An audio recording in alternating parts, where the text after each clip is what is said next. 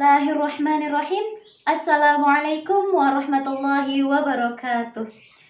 Hamdan lirabbi khassana bi Muhammadin wa anqadana min zulmatil jahli wad dayajir. Alhamdulillahilladzi hadana bi 'abdihil mukhtari man da'ana ilaihi bil izni wa qad nadana. Labbaika ya man dallana wa hadana. Ashhadu an la ilaha illallah wa ashhadu anna Muhammadar Rasulullah la nabiyya ba'da. Saya Yusni Indah Nugrahani dengan NIM 1908101083 dari kelompok 5 yang berjudul Strategi Konsep Dasar Strategi Pembelajaran, di mana pembahasan pertama dan kedua akan dibawakan oleh saya sendiri tentang pengertian strategi pembelajaran dan yang kedua tentang konsep dasar strategi pembelajaran. Baik, yang pertama pembahasan tentang pengertian strategi pembelajaran. Pengertian strategi pembelajaran diambil dari bahasa Yunani, yaitu strategos, yang berarti suatu usaha untuk mencapai kemenangan dalam sebuah perperangan. Karena memang pada awalnya, strategi digunakan dalam ruang lingkup kemiliteran. Menurut J.R. David, strategi pembelajaran itu adalah sebuah rangkaian kegiatan yang didesain untuk mencapai tujuan pendidikan tertentu. Lalu lanjut ke pembahasan yang kedua yang membahas tentang konsep dasar strategi pembelajaran. Kama qala fil Qur'anil Karim, a'udzu billahi minasyaitonir rajim. Bismillahirrahmanirrahim. Ud'u ila sabili rabbika bil hikmati wal mau'izatil hasanah wajadilhum billati hiya ahsan. Anna rabbaka huwa a'lamu biman dhalla 'an sabilihi wa huwa a'lamu bil muhtadin. Shadaqallahul azim. Yang artinya, wahai Muhammad, serulah semua manusia kepada jalan Tuhan pemelihara kamu dengan hikmah dan pengajaran yang baik, dan bantahlah mereka dengan cara yang baik. Sesungguhnya Tuhan pemelihara kamu, Dialah yang lebih mengetahui. Quran Surah An-Nahl ayat 125. Dari ayat tersebut dapat kita ambil sebuah pelajaran, bahwa ketika nanti kita akan mengajar kepada orang lain, kita harus mengajarkan dengan cara yang baik dan dengan keikhlasan hati pula. Namun ketika kita mendapati orang yang berselisih paham dengan kita ataupun menemukan hal yang salah, maka kita harus menegurnya dengan cara yang baik pula. Di dalam strategi pembelajaran terdapat pola umum kegiatan yang mana di dalamnya melibatkan banyak unsur yang harus diatur. Sementara strategi pembelajaran pada dimensi pelaksanaannya harus sesuai dengan kondisi atau situasi yang terjadi pada saat ini. Menurut Atwi Suparman, terdapat 4 komponen strategi pembelajaran. Yang pertama adalah urutan kegiatan. Yang kedua, metode pembelajaran. Yang ketiga, media pembelajaran. Yang terakhir adalah waktu. Di dalam yang 4 komponen tersebut, terdapat komponen-komponen lagi di dalamnya, seperti pada urutan kegiatan. Di dalam urutan kegiatan, di situ ada 3 komponen lagi. Yang pertama, menyampaikan deskripsi pembelajaran pada mahasiswa atau para siswa. Yang kedua adalah tujuan dari pembelajaran. Dan yang ketiga, menunjukkan manfaat yang diambil dari pelajaran tersebut. Selanjutnya adalah komponen yang kedua. Komponen yang kedua membahas tentang metode pembelajaran, di mana seorang guru dituntut untuk mengajarkan secara inovatif dan kreatif agar menjadikan kelasnya hidup dan tidak membuat bosan para murid-muridnya. Selanjutnya adalah media pembelajaran. Media pembelajaran sungguh banyak sekali, seperti mengajar secara daring seperti saat ini atau melaksanakan tatap langsung. Nah, di dalam media pembelajaran juga tentunya dibutuhkan alat-alat untuk mengajar atau sarana dan prasarana yang lainnya. Dan yang terakhir adalah waktu. Di dalam waktu ini juga seorang guru harus memperhatikan di mana lamanya ia mengajar. Maksudnya, ketika mengajar dibutuhkan waktu yang tidak terlalu lama dan tidak terlalu cepat untuk menyampaikan sebuah pelajaran. Cukup sekian pembahasan yang dapat saya sampaikan, kurang lebihnya mohon maaf. Dan selanjutnya akan dilanjutkan oleh rekan saya yang bernama Nisa Indrawati.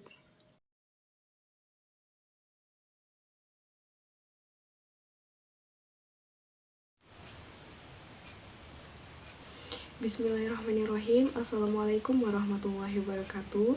Saya Nisa Indrawati dengan NIM 1908101113 akan membawakan materi mengenai klasifikasi strategi pembelajaran.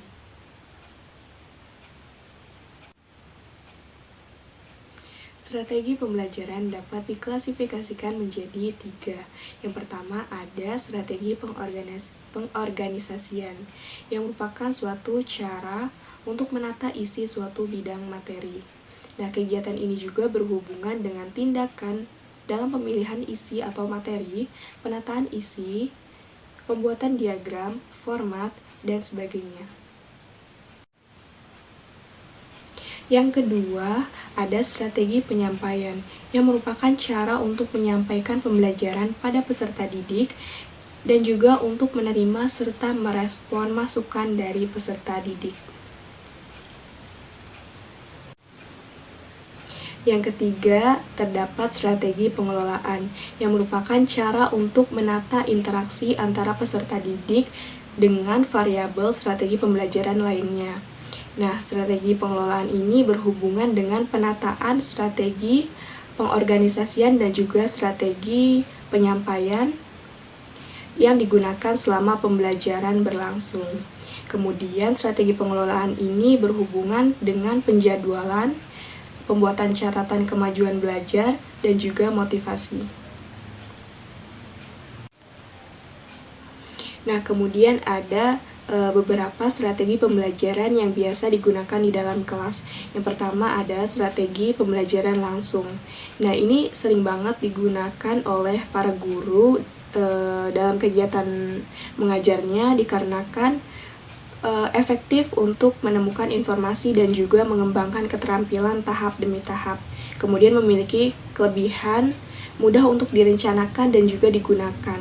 Namun memiliki kelemahan dalam mengembangkan potensi-potensi kemampuan-kemampuan sikap yang dipergunakan untuk berpikir kritis. Nah, oleh karena itu, agar peserta didik ini mampu mengembangkan sikap dan pemikiran kritisnya, strategi pembelajaran langsung ini harus dikombinasikan dengan strategi pembelajaran yang lainnya. Kemudian yang kedua ada strategi pembelajaran tidak langsung. Nah, pembelajaran tidak langsung ini berpusat pada peserta didik. Jadi peranan pendidik ini bergeser dari seorang penceramah menjadi fasilitator. Nah, guru ini bertugas untuk memberikan lingkungan belajar dan memberikan kesempatan kepada peserta didik ini untuk ikut berpartisipasi dalam kegiatan pembelajarannya. Yang ketiga, terdapat strategi pembelajaran interaktif.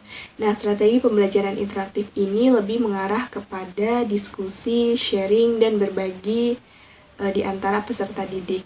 Kegiatan diskusi dan sharing ini diyakini mampu memberi kesempatan kepada peserta didik ini untuk bereaksi terhadap ide, gagasan, kemudian pengalaman, serta pemahaman pendidik.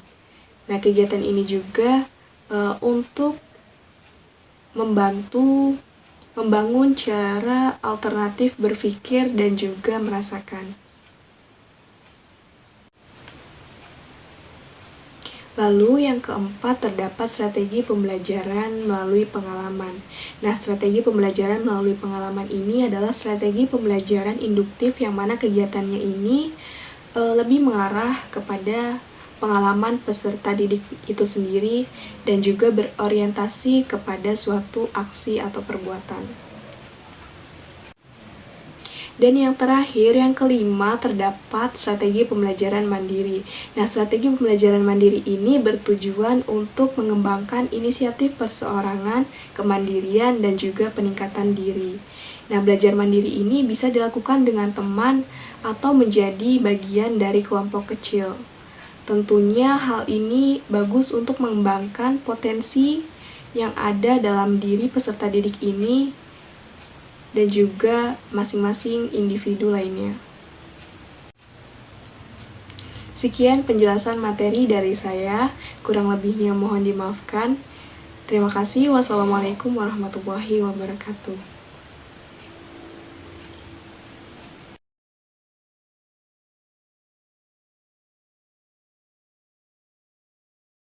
Bismillahirrahmanirrahim. Assalamualaikum warahmatullahi wabarakatuh. Sebelumnya, perkenalkan nama saya Rohmah dengan NIM 19081011087. Di sini saya akan meneruskan pembahasan berikutnya, yaitu mengenai komponen strategi pembelajaran. Nah, komponen strategi pembelajaran itu terbagi menjadi 3 bagian. Yang pertama yaitu peserta didik sebagai raw input. Apa yang dinamakan raw input? Raw input yaitu kualitas siswa yang akan mengikuti proses pendidikan. Nah, kualitas tersebut dapat berupa potensi kecerdasan siswa, minat belajar, minat bakat, dan sebagainya. Nah, faktor yang mempengaruhi proses dan hasil belajar adalah faktor individu siswa.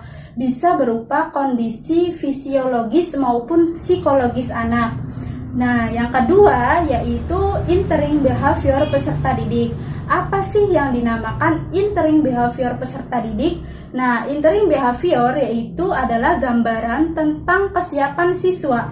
Kesiapan yang paling penting diketahui oleh guru yaitu kesiapan dalam hal pengetahuan dan keterampilan siswa yang dihubungkan dengan tujuan pembelajaran. Yang ketiga yaitu instrumental input atau sasaran.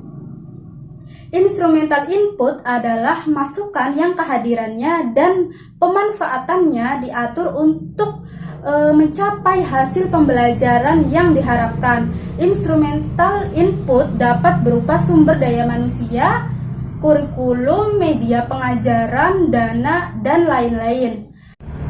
Nah, komponen-komponen strategi pembelajaran tersebut akan mempengaruhi jalannya pembelajaran. Untuk itu, semua komponen strategi pembelajaran merupakan faktor yang berpengaruh terhadap strategi pembelajaran. Kemudian, apa sih fungsi dari komponen strategi pembelajaran tersebut? Nah, fungsinya yaitu agar lebih mempermudah dalam menganalisa faktor yang berpengaruh terhadap strategi pembelajaran. Nah, cukup sekian pembahasan dari saya. Kurang lebihnya mohon maaf. Wabillahi taufik wal hidayah. Wassalamualaikum warahmatullahi wabarakatuh. Terima kasih.